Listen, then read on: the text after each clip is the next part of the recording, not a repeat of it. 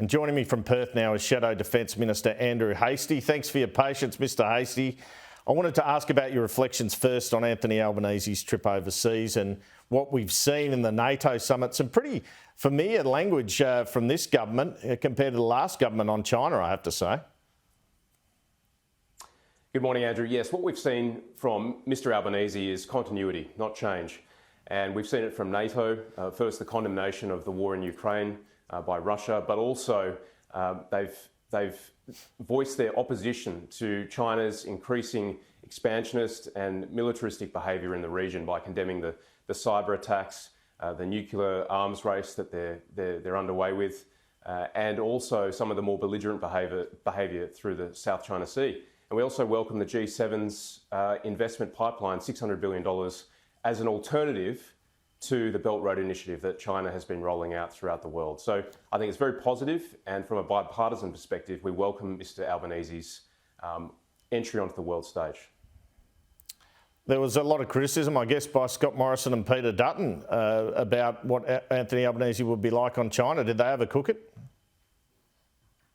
Well, when you've got the Chinese newspapers online condemning Mr Albanese for being no different from his predecessor, Mr Morrison, he's obviously continuing on with our policy, which was to always stand up for Australian sovereignty and to defend the things that we care about, to not give way to the 14 demands that the Chinese ambassador made 18 months ago.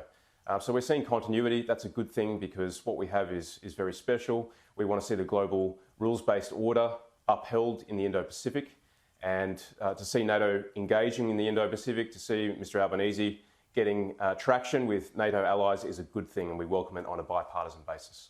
How soon do you think Australia could have nuclear submarines? What should we do about capability in the meantime? Well, Mr Dutton said that he was working on a plan to get 2 nuclear-class submarines off the production line from Connecticut by 2030. This is a really pressing issue. We can't waste any time. And so Mr Miles, in the interview that you just had with him, suggested that we left a capability gap. If that's the case, why has Mr Miles extended the Chiefs for 2 years? Why hasn't Mr Miles announced a more aggressive timetable for delivering those nuclear submarines? Why hasn't he articulated a plan to achieve those submarines on an accelerated timeline? And why has he opened the door to conventional submarines? The problem we all have in government is the problem of scarcity. There is never enough time, money, or people to get all the things that we want to get done. So we've got to focus on nuclear submarines, and that should be the thought for Mr Miles in every waking moment. As I've said before, he should be going to bed thinking about submarines, he should be dreaming about submarines, and he should be waking up thinking about how he's going to deliver Australia nuclear submarines. And that's what we're going to do. We're going to hold him to account on that, because what we've heard thus far is him crab walking away from AUKUS. We want to see those nuclear boats in the water so that we can have an effective deterrent strategy and help uphold the global rules-based order here in the Indo-Pacific region. And I guess he criticised the state of those Guardian patrol vessels given to the Pacific. What do you make of that? I think it was, frankly, a pretty low attack on Australian defence industry. Austal is Australia's biggest defence exporter, homegrown here in Western Australia. The Guardian-class program is about providing vessels to our Pacific Island neighbours, including Timor-Leste, so that they can patrol their economic exclusion zone and also patrol their fishing waters. We've delivered 14 of 21. The program has provided 200 jobs here in WA. It's 68% Australian industry content. Sure, there's always issues with any defence platform, but they'll be remediated, and we should be doing that quietly. Instead, Mr Miles came out, called them broken boats, just as Foreign Minister Wong gave the Samoan people another boat to replace the one they ran aground last year. So, look, I think we should do things quietly.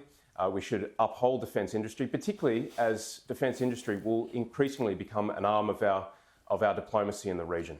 Did the past government fumble some relationships, though, with the Pacific and with the French, for example?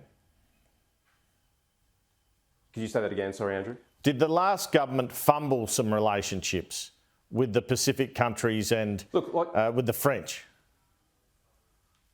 Look, no government is perfect, but we always sought to act in the national interest and in the interests of our Pacific partners.